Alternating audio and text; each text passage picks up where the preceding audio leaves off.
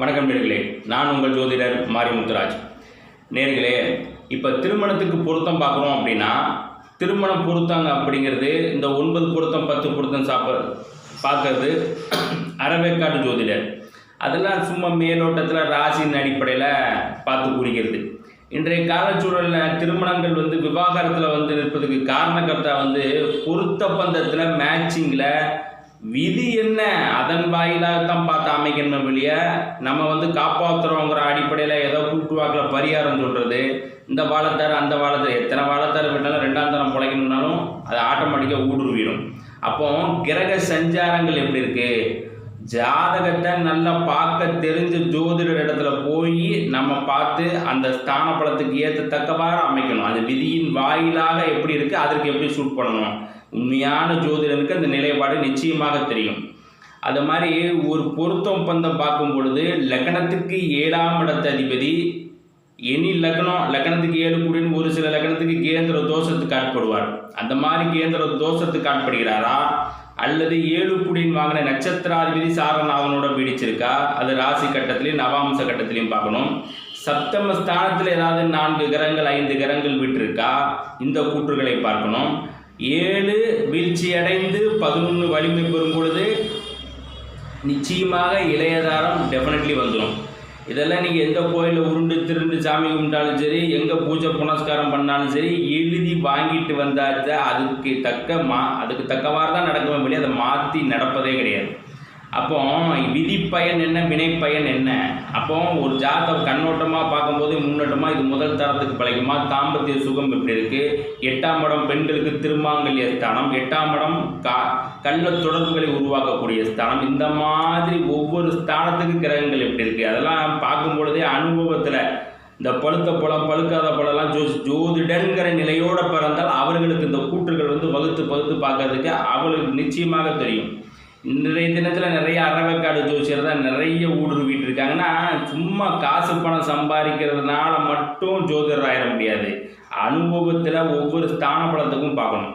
இப்போ திருமணத்துக்கு 7ஆம் இடத்த அதிபதி எப்படி இருக்கிறாரு, 11 இளையதரம் வலிமைப்பட்டிருக்கா, இல்லை 7 கேந்திர தோஷத்தில் அமரப்பட்டிருக்கா, 3ஆம் இடத்தை நன்கு அந்த 3ஆம் இடங்கிறது போகஸ்தானம், அதோட கையை கழிவிடுறாங்க.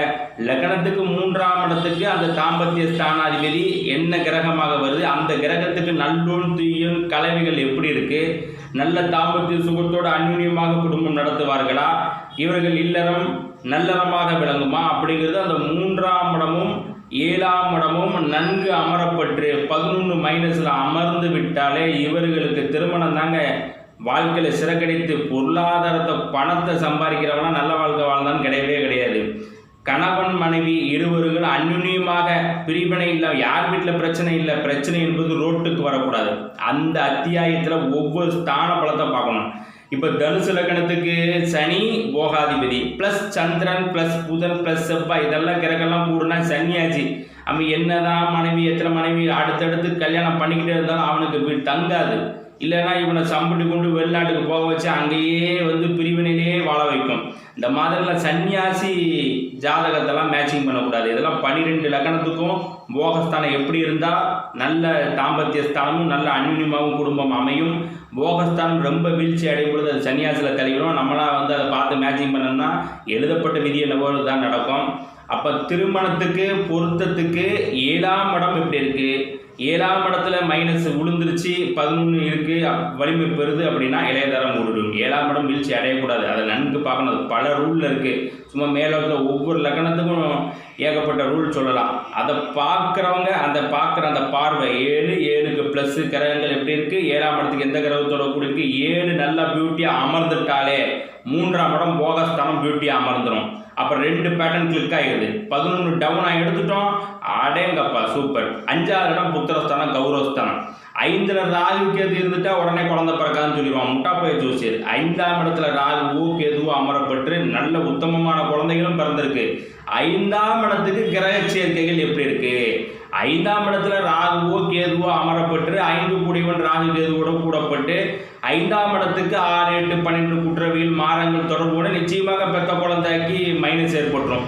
அப்போ அந்த மாதிரி வீழ்ச்சியில் இருக்கான இத்தனை கூற்றுகளே பார்க்கணும். ராகு கேதுனுடைய நெளிவு சுழிவுகள் எல்லாம் பார்க்கணும். மேற்றாப்பில் மேலோட்டத்தில் பார்க்க பார்க்கறனால 10 காசுக்கு புண்ணியம் கிடையாது. இந்த மாதிரி திருமண ஸ்தானத்துக்கு வந்து இது இந்த ஜாதத்தை பார்க்கும் பொழுதே இது நல்ல குடும்ப அமைப்பு பிறந்திருக்கு, தாம்பத்தியம் நல்லா இருக்கு. 7ஆம் படம் அப்போ கணவன் மனைவி ஸ்தானம் நல்லா இருக்கு. 11 இளையதனம் டவுனாக இருக்குது, இது பியூட்டியாக இருக்குது. 5ஆம் இடம் நல்லா அமர்ந்துருச்சு அப்படின்னாலே அதுதாங்க, அது புத்திரஸ்தானம் மட்டுமல்ல, அது ஒரு கௌரவஸ்தானம். அடேங்கப்பா, கௌரவமான பொழப்பு எங்கேருந்து கிடைக்குது? 5ஆம் இடம். கடவுளை போய் வணங்கினோம்னா அவர் கேட்டதை நமக்கு ஒரு நல்லதாக கொடுக்குறாரு அப்படின்னா அவரெல்லாம் கொடுக்கவே மாட்டார். காக்கா உட்கார பணம் விழுந்த கடை. இந்த 5ஆவது இடத்துக்கு நல்ல நல்ல கிரகங்கள் கூடிய தர்மகர்மாதிபதி யோகத்தில் பியூட்டியாக மைனஸே இல்லாமல் விழுந்துட்டுனா அவங்க தாங்க அந்த கோயிலுக்கு போகும்போது அவங்களுக்கு கெட்டதெல்லாம் கிடைக்கக்கூடிய இந்த பாக்கியத்தை வரும் பொழுது வரப்பிரசாதமாக வாங்கிட்டு வந்தவர்களுக்கு தான். அப்போ 100 பேர் கோயிலுக்கு போகிறாங்கன்னா 100 பேரில் வந்து ஒரு 2 பேருக்கு நல்லது நடக்குது, 98 பேருக்கு மைனஸ் நடக்குது. ஏன்? இவர்களை மாதிரி அவர்களும் போய் கும்பிட்டாங்க. அதனால் கடவுளை குறை சொல்லி புண்ணியம் இல்லை. நம்ம என்ன வினைப்பயன் விதிப்பயனோட பிறந்திருக்கோமோ அதுதான் அரங்கேற்றமாகும். ஜோதிடம் 100க்கு 100 அல்ல 100க்கு 1000% உண்மை. ஜோதிடர்கள் பொய்க்கிறார்கள். இன்றைக்கி நிறைய பேர் அறவை கடா இருக்கிறாங்க. நீங்கள் திருமண பொருத்த பந்தத்தை பார்க்க விரும்பினால் கட்ட பொருத்தம் ஸ்தான பலத்தையும் பலாபலனை நன்கு பார்க்க விரும்புவர்கள் ஆன்லைன்லேயும் புக்கிங் இருக்குது. நேரடியாக வந்து பார்ப்பவர்களுக்கும் புக்கிங் தருவாங்க, வாங்கிக்கலாம். என்ன எழுதப்பட்ட விதியோ அதை நன்கு தெரிந்து அதற்கு தக்கவாறு நம்ம போகணும். மக்கள் அனைவருக்கும் இனிய புத்தாண்டு நல்வாழ்த்துக்கள். வாழ்த்துக்கள் மக்களே.